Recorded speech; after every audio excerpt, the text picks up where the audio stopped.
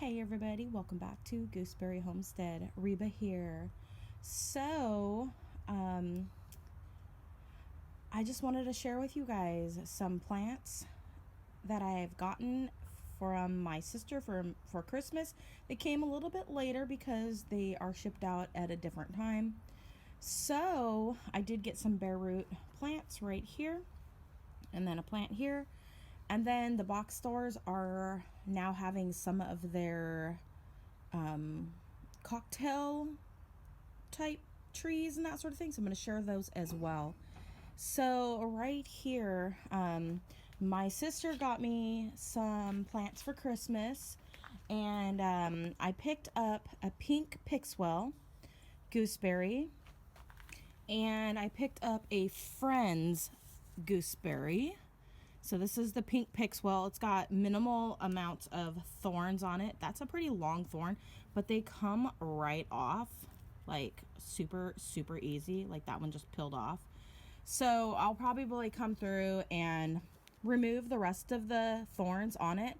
So they're sparsely thorned, which is a thumbs up for me. And then this one right here is called,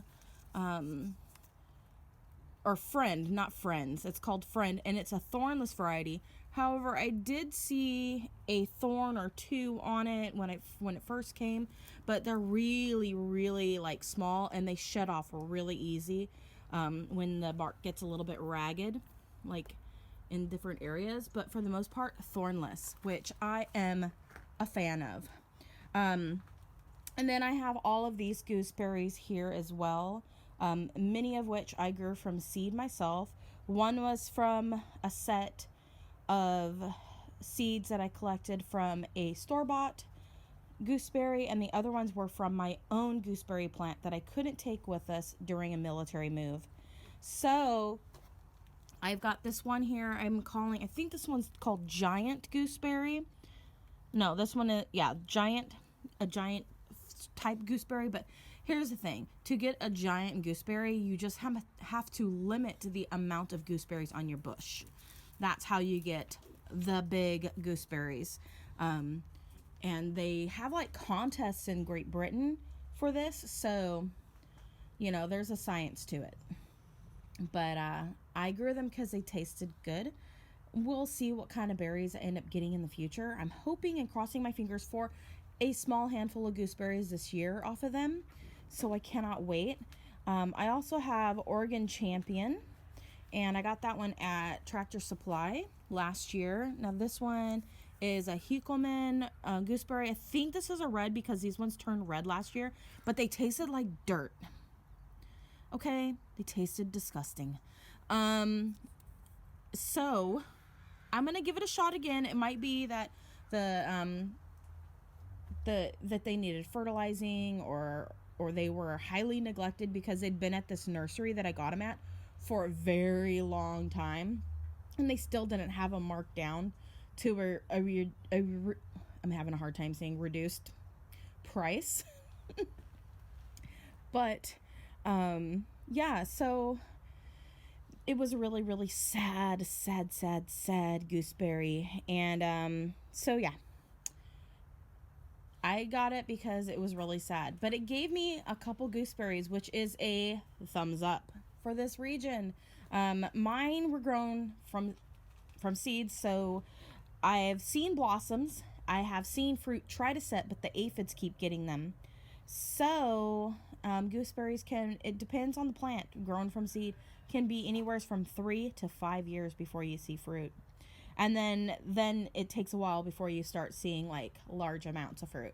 So it just depends on fertilizing and a whole lot of different factors when you grow something from seed. So that's what I've got going on here. These are my main keepers. I do have a whole bunch of cuttings of gooseberries in my greenhouse, which I'm also keeping. So I do have a small army of gooseberries.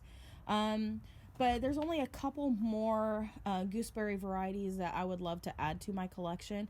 And one is, I think it's called Black Velvet.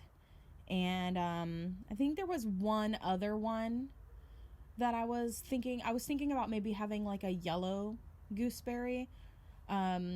And I can pick all of these when they're like a green color, so I'm not really needing to get any of the green gooseberries, because you can pick gooseberries before they're fully ripened and still get the same effect as, say, the other gooseberries that are just ripened when they're green, that are super tart.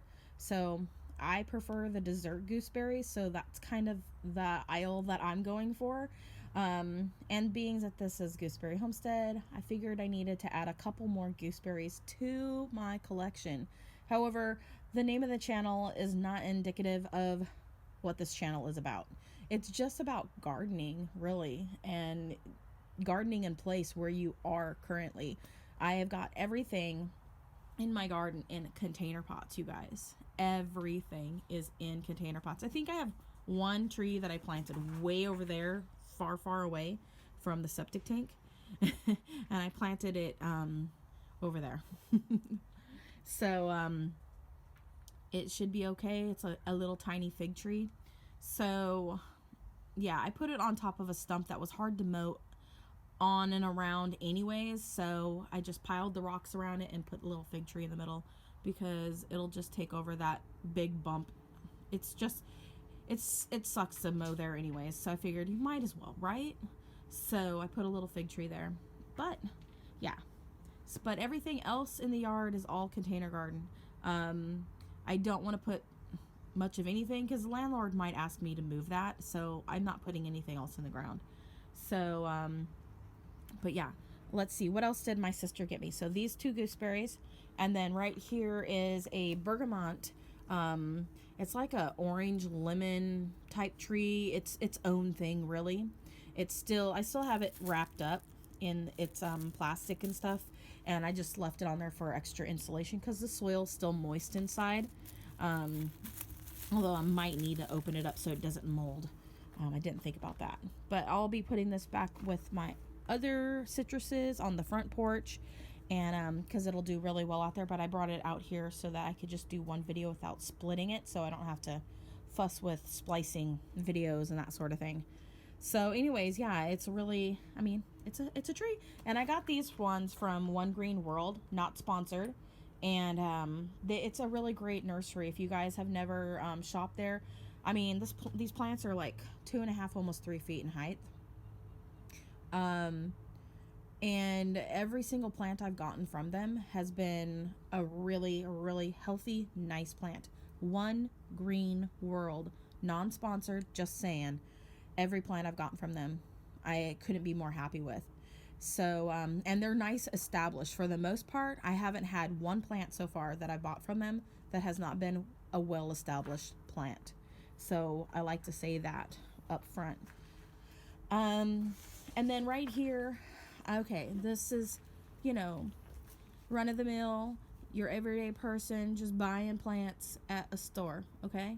These are cocktail trees, and I got these at Costco. Right now, Costco's got all of their trees and all their fruit trees. I noticed up here in the Pacific Northwest, they've lowered the prices by $1 this year, it seemed like. So I was like, yes, please. And I got 4. And now they say down here that they are 3 in 1, I believe. Yeah, 3 apples in 1 tree. So the fruit cocktails, these 2 in the front are the apple varieties, and I will show you what I got on them and the reason why I grabbed these ones.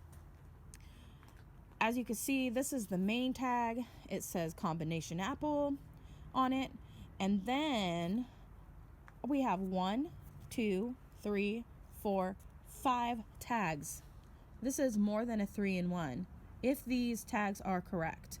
Okay, so Gala on this one, Fuji. This one is Honey Crisp.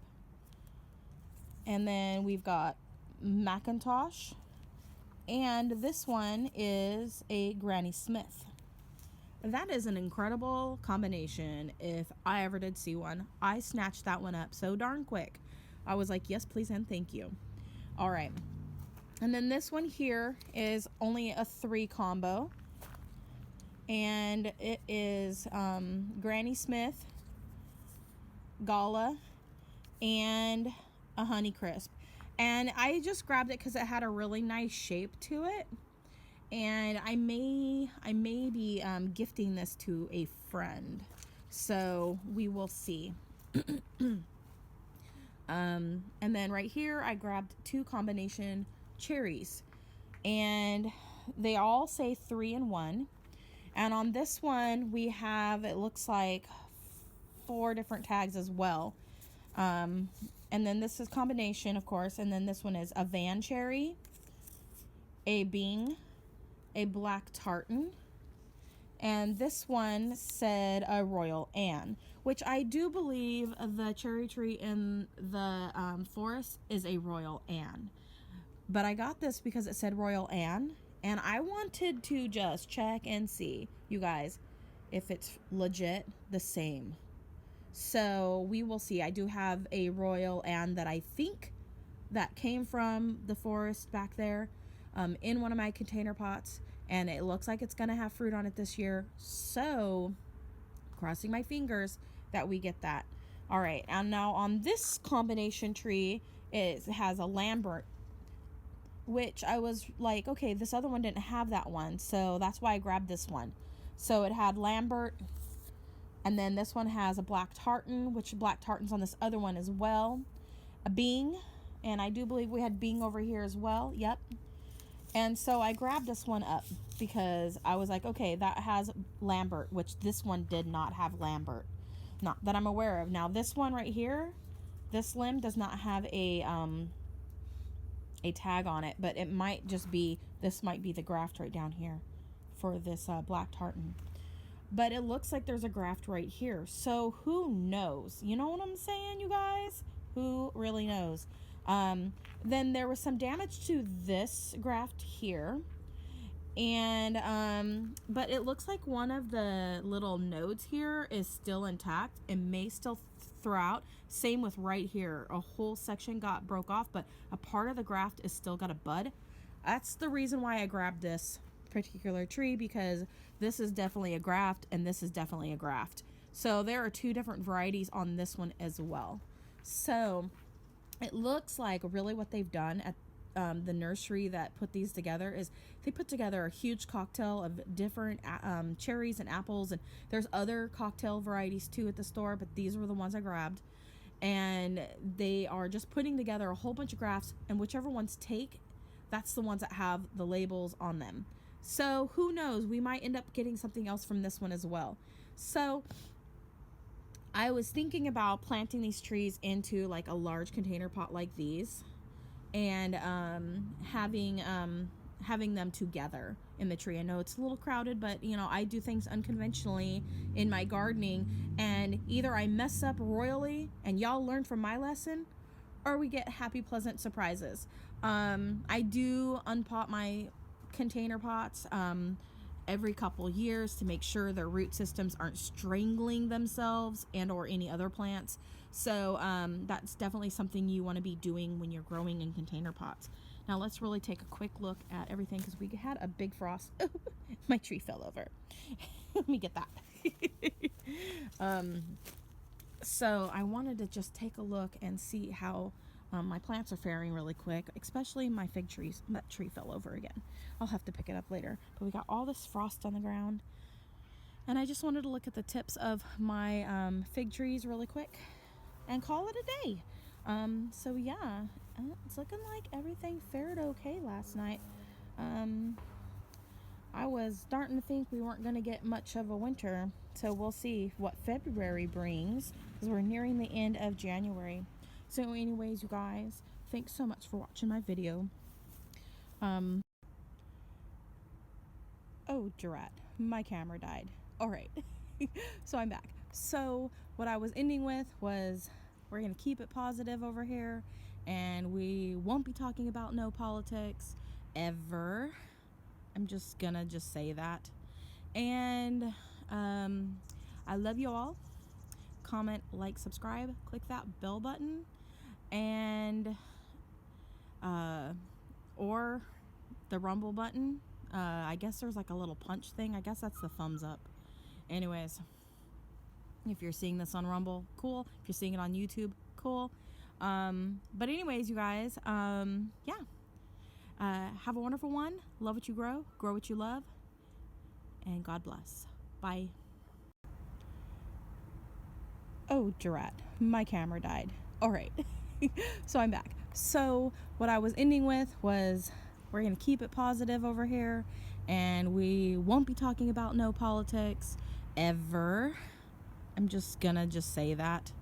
And I love you all. Comment, like, subscribe, click that bell button, and or the Rumble button. I guess there's like a little punch thing. I guess that's the thumbs up. Anyways, if you're seeing this on Rumble, cool. If you're seeing it on YouTube, cool. But anyways, you guys, yeah. Have a wonderful one. Love what you grow what you love, and God bless. Bye.